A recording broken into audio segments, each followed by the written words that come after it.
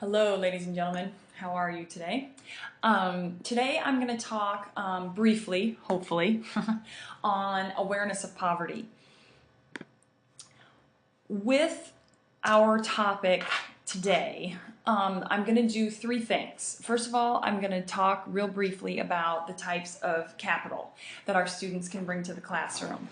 And then I'm going to touch on the culture of poverty. And finally, I'm going to highlight deficit theory and how it plays a role in the education of our adult learners. And not only that, but just how it plays a role in our life socially, professionally, and kind of how we think about things and how we approach people who may not have as much capital in some areas as we do or we believe the norm should be. So as I talk about this, please keep an open mind about the myriad of ways that this can actually be applied to both your personal and your professional life and how we interact with our students both now that we have, whether that's pre-K-12 or undergraduates, or students that you may be working with in clinicals or courses you may be teaching, in an undergraduate program, adjuncting, whatever it would be. So again, I just ask that you, I just ask that you be open to what you hear and think about the multitude of ways that this can be applied to what you do and what you will do in the future. So the first thing that I want to touch on is the forms of capital. There are three types of capital: economic capital, which is your cash, money, resources, supplies, computers, all that good stuff. Your social capital are your resources that are based on group membership, relationships, networks of influence, and support. There are three kinds of social capital. The first two, I think, are probably the most important when it comes to thinking about our students that we have in our classroom. And the first one is bonding social capital, and this is going to be the relationships that we have to people that are most close to us. So our students' bonding social capital would be perhaps their spouses or their parents or their children, or their very, very close friends, whatever that type of capital would be, that bonding, very tight-knit support system that we all have. Secondly, there's what's called linking social capital, and this is more of the quote, it's not what you know, it's who you know, unquote type of capital, to where we make connections as we grow and as we experience things and as we have different jobs and go to school. And sometimes our our bridging capital is really, really important because it can get us places and get us references and create relationships that can open doors for us. So think about, kind of what kind of social capital, what kind of bonding and bridging capital do your students have when, as they are sitting in your classroom, and what benefits does that social capital bring for them? The final capital is called cultural capital, and this is forms of knowledge, skills, education, and advantages that a person has. So a great example of this is all of you sitting here listening to this. You have cultural capital when it comes to education. You have your bachelor's degree, you have your master's degree, you have work experience, and now you're working on your doctorate. And so that cultural capital will help you probably gain more economic capital. It will help you gain more social capital. And so any other things too, like traveling and any type of volunteer work and just all of that stuff where you are gaining new knowledge and new skills and new education. That's kind of what falls in that cultural capital. So these three types of capital, you tend to probably increase in all three areas, not necessarily, but it is possible most of the time, and it's good to have a fair amount of this capital. And when you think about social class and you think about how you're going to have students in your class at different socioeconomic levels, that the amount of economic capital, the amount of social capital, and the amount of cultural capital can vary from student to student. Now, I share this with you because the rest of the presentation kind of focuses on what's called the culture of poverty and deficit theory. And basically what these are saying is that people who fall within the culture of poverty tend to have less economic capital, less social capital, less cultural capital. And because they have less, it is a possibility to start to look at them differently. And this is where the whole deficit theory and the deficit perspective and deficit thinking comes in. And so we need to be aware of what these concepts are so that we are not doing this. And hopefully, if you are already aware of these concepts, this will again validate what you do and encourage you to keep going and keep moving forward and keep making a positive impact on your students, whether it's pre-K 12 or it's your undergraduates or it's the future students that you will have. So, the culture of poverty was a term coined by Oscar Lewis in 1961, and what he did was he conducted an ethnographic study of some small Mexican communities, and he uncovered 50 attributes of these communities that they had in common. And so that's great, good job. But what he did then was he extrapolated his findings to the general poor. Including the general poor in the United States, who were not the same poor as those in Mexican communities. And and that's just a matter of culture, location. And so we know as researchers, we need to be very careful about generalizing our results. And so this is what happened with Oscar Lewis's book, that we generalized, and therefore we have come up with some myths of poverty. Now, I have a list of a good chunk of them. There are definitely more, but I'll give you a second to look over those.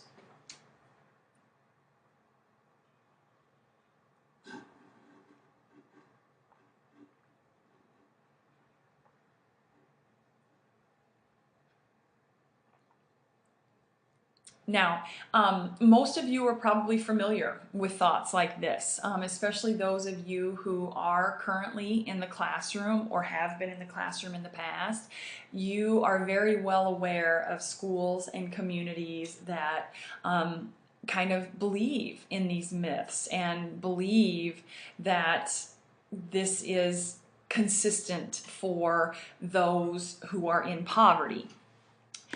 Now, what happens when our people around us and even ourselves tend to believe these myths of poverty is that we are falling into what's called deficit theory. And what deficit theory is that this suggests that poor people are poor because of their own moral and intellectual deficiencies. So basically, it is their fault, is what deficit theory is saying, and that they could make better choices, they could make changes in themselves that would result in better circumstances. Now, before we go on, I want you all to know that I am all about making good choices and working hard and doing what I need to do to be successful and to achieve the goals that I set out for myself. And I'm sure that most of you feel that way also because you're sitting here listening to this today.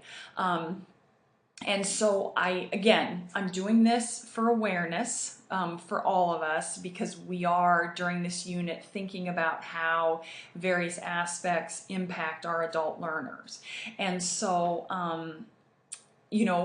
I just want you to be aware of what this terminology is, and that kind of that whole name it and claim it. So depending on how you think right now and how this may change how you think or how it may verify what you think, it's all up to you. Okay? So deficit theory suggests that poor people are poor because of their own moral and intellectual deficiencies. Now, there are two reasons why deficit theory is here. And the first one is because we have many well-established stereotypes. Thanks to social media, the news, books, movies, we have lots of stereotypical portrayals. We pick only the worst, the media sometimes I feel picks only the worst stories to show on the news or social media or whatever it would be. And it continues to emphasize some of these myths. And another reason why we tend to fall into believing some of these myths or seeing the truth in them, is that we ignore systemic conditions. Because most of us listening to this presentation, we have access to economic, social, and cultural capital. We may even be unaware sometimes of the inequitable access that exists. And so an example of this would be, say there is a single parent and he or she has had car trouble. And this person has to decide, do I pay for my car to get fixed, or do I put food on the table for my children? And it would be easy to say, I will put food on the table for my children if there was a bus system to get me to work, to allow me to make the money to both buy the groceries and fix the car. However, if I do not have access to some type of transportation, my only choice is to fix my car, because otherwise I may lose my job. And so I think sometimes we need to step back when we see these issues in the media, or we meet people, or we may even meet some of our own students who are making choices and that you're just kind of like, I don't understand. And so it's just really important to kind of step back and look and empathize and kind of think about, where is your thinking regarding deficit theory, some of the myths, some of the areas where someone may not have as much cultural, social, or cultural capital as we think the norm would, or even as we would ourselves. Now, with deficit theory, what can happen then is what's called deficit perspective. So if we tend to believe these myths of poverty, then we start to look at learners' weaknesses rather than their strengths, okay? So this would be an example from just a classroom. Jared will never be able to succeed this year because he doesn't know how to behave. So we automatically assume that this child will not be successful. We may encounter an adult learner who struggles with technology, who does not have a computer at home, and so we see these weaknesses of, maybe, why are you in school? Why are you not working hard enough? And we then tend to think, well, it's just not going to work, or there's nothing that I can do to make a difference with this person, because we focus on their weaknesses rather than their strengths. Now, when we think about the weaknesses, or we think about the lack of in someone's life, we know that sometimes, even though these can be substantiated by research, okay, and some of this stuff is a very clear-cut part of our school system, we have to be very careful not to succumb to these thoughts and believe that these myths, believe that the stereotypes that the media portrays to us, that these are true. Because if we do, we are giving into what's called deficit thinking. And what happens with this is that we as educators tend to interpret differences as deficits, dysfunctions, and disadvantages. And thus many diverse learners gain an at-risk label. So just because someone is different than us, as I'm sure all of you know, it does not mean they have a deficit, a dysfunction, or a disadvantage. And so because of deficit thinking, we may not believe that our work and our schools can reach these learners. We believe that there are too many other circumstances that will inhibit the learner's ability to learn. So again, this can really be more focused on probably a P12 or a PK through 12 classroom. But I want you to try and reach and see and find a way in your life where you have seen deficit thinking in your adult life, whether maybe it's with your own children, maybe a teacher did not believe in your child, or you have seen a teacher not believe in your niece or your nephew or something like that, because we need to think too about how we believe in our work and our students, even at at the adult level. And we need to kind of try to look around these circumstances that may appear to be blocking our way, so that we can focus on the good things that we can do and the kind of partnerships and collaboration that we can create with our students. So as a teacher, you have the responsibility to look past any discouraging facts, myths, and find ways to make your educational practices meet the needs of your learners. It is important that we realize that all learners have strength and value.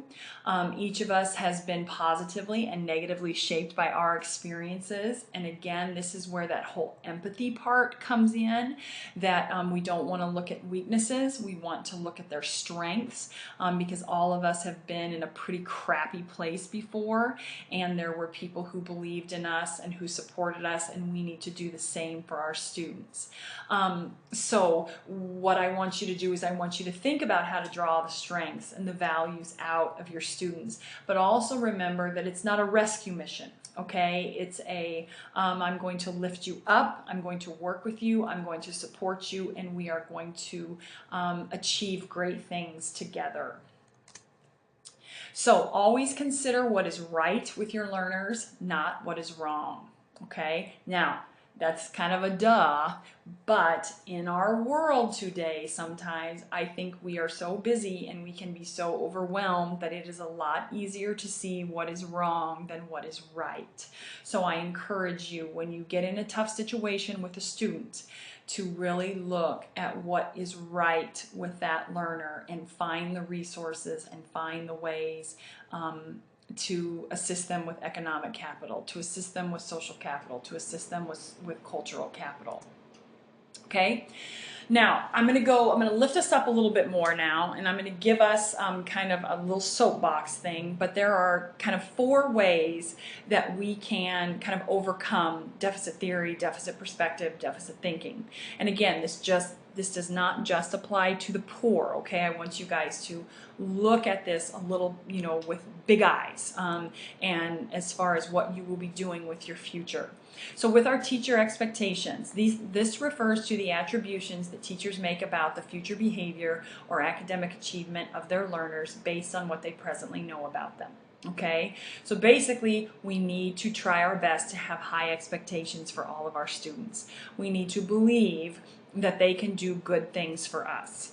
Now, we may have some students that come to us that maybe we had a bad experience with prior to this course that you're teaching, and you need to try and get rid of that, and you need to look at it for where you are and what is possible, and we need to have really, really high expectations for everyone.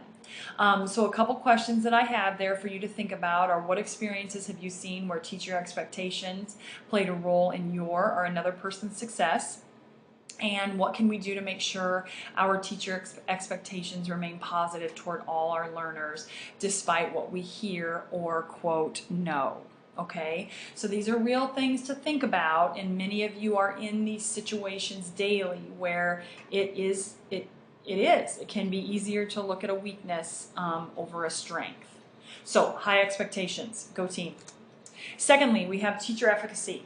And this is a belief in yourself that you can make a difference in the classroom. It is vital to believe that you can positively impact learners and their learning.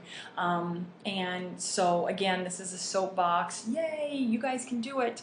But you have to believe in yourself. So even when the going gets tough, the tough get going, and you believe, and based on your social capital, your cultural capital that you are gaining through your education and your experiences and the people you're meeting, teacher efficacy should be a pretty strong part of each of you by now.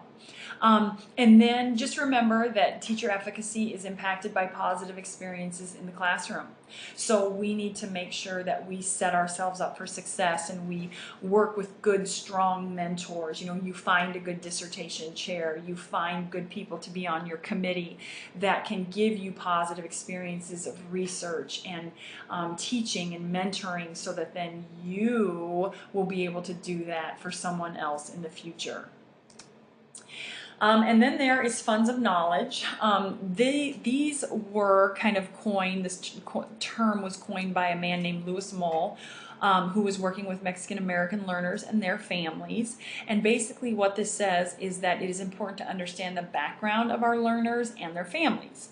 So we need to know their background, we need to know their knowledge, we need to know their skills, and it's important to realize that these may contradict with the dominant culture. So we may perceive that social capital looks like this, or cultural capital looks like this. But we meet a new learner and it doesn't necessarily look like that to them. But that, of course, does not mean that they won't be successful. So that's why it's important to leave the role of the teacher and you become the learner. Now, with our PK through 12, we say go into the homes and the communities and study your learners' lives. As a teacher of adult learners, you know, it may be more of a student learner inventory. It will be those small conversations you have on the side. It will be a phone call. It will be online meeting like we do with WebEx or any other kind of tool like that. But that's a way to get to know your students and understand what funds of knowledge they have and how those can positively impact not only the students' learning, but your learning as well. And then finally, there is a term called reframing. And this is looking at things through a different frame or lens. And so this is where, for example, we may try to see a problem as an opportunity, see a weakness as a strength. And what we want to do is we want to pose a new frame or lens for a learner. Now, an example of this would be, say you have a little girl who can't sit still in class. Now, of course, this would be for the younger people again, but it's a pretty easy example to understand. Can't sit still, makes a lot of noise, causes a lot of trouble. And every time the teacher is saying, sit down, you need to sit still, you need to be quiet, you need to blah, blah, blah, blah, blah. So to reframe this, it would be good to sit down with the little girl and talk about something positive. That, wow, you have a lot of energy. Wow, you have a lot of grit and determination. But kind of reframing how we're looking at the problem and telling the girl, you know, I know that you do a lot better when you get to move around, so I'm going to make an exercise space for you in the back of the classroom. And when you feel like you need to exercise, then you go to the back of the classroom and you go to that mat and you do your exercise, and then when you're ready to come back and join us, you do that.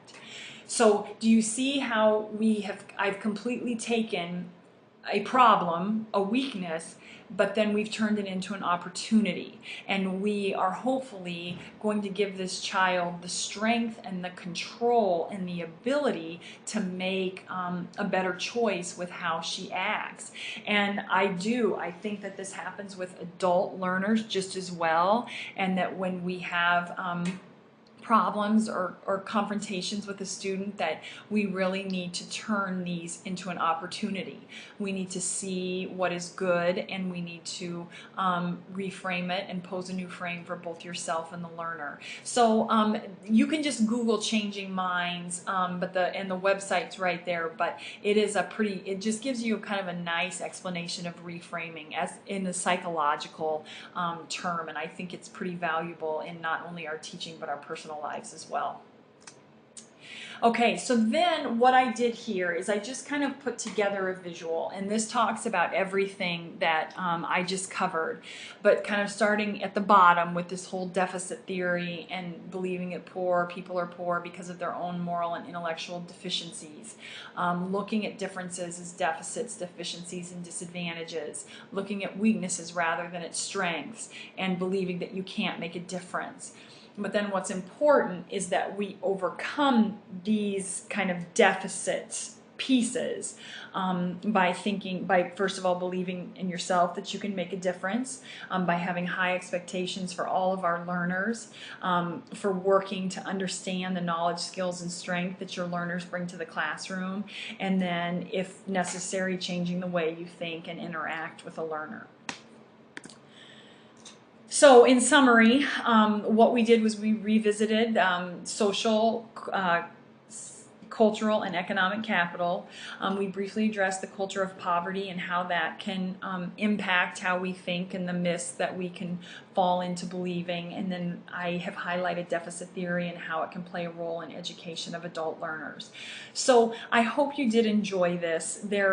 Again, it's going to be what you make of it, and all of our situations are going to vary in the classroom, and how we may have someone who is poor in economic capital, in social capital, in cultural capital, and then what we choose to do with that situation and how we choose to work with the learner and make a difference in their education and their success. So thank you for your time. I appreciate it, and just let me know if you have any questions, comments, or concerns. Thanks.